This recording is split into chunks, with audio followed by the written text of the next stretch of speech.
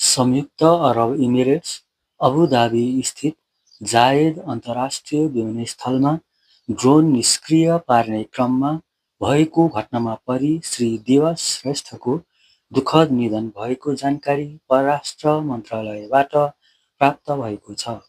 दिवस श्रेष्ठ वर्ष 29, घर गोरखा जिल्ला। उनी मिडल इस्ट कम्पनीमा सेक्युरिटीको रूपमा कार्यरत थिए। निज दिवस श्रेष्ठको निधनप्रति गहिरो दुःख व्यक्त गर्दछ। साथै परिस्थिति सहज भए पश्चात स्वर्गीय श्रेष्ठको पार्थिव शरीर स्वदेश फिर्ता लैजाने लगायतका सम्पूर्ण कार्यमा सहजीकरण गर्न नेपाली राजदूतावास तत्पर रहेको छ।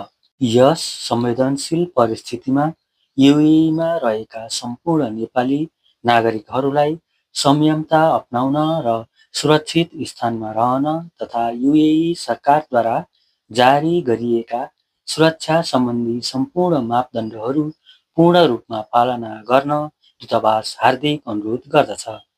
नेपाली राजदूतावासको विशेष अनुरोध। मध्यपूर्वमा विकसित परिस्थितिलाई दृष्टिगत गर्दै कतारमा रहनुभएका सम्पूर्ण नेपाली दिदीबहिनी तथा दाजुभाइहरूलाई शान्तपूर्वक रहन अनुरोध गर्दछ।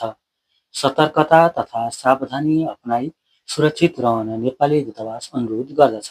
कतारी अधिकारीहरूले जारी गरेका सुरक्षा सल्लाह र निर्देशनहरूको कडाइको साथ पालना गर्नुहोला। अत्यावश्यक काम बाहेक बाहिर ननिस्कनुहोला। सकेसम्म घरभित्रै बस्नुहोला। सतर्क रहनुहोला। उचित सावधानी अपनाउनुहोला।